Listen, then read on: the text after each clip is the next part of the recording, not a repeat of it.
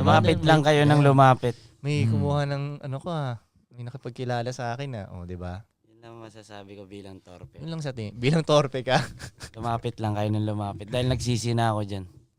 Na torpe ako nun. Meron nagsisi. Hindi ka na torpe ngayon, Ives. Konti na lang. Konti Alam ni na lang. Budoy Ba't ka yan. nagsisi, Ives? Ba't ka nagsisi? Ito kasama ko ito. Meron kasi dati, Frank. Nasa club kami nito. Lahat talaga ng epic na kwento nyo magkasama kayo. Epic talaga.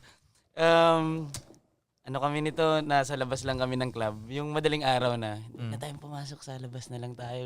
Hintayin natin silang lumabas na lasing na. So labas na sila. Tapos may babae na attracted ako. Tipo mo, kahinaan ni Ives. Tawag nila dun kahinaan ni Ives to. Tapos nung hindi ko siya makausap. Kung gano'n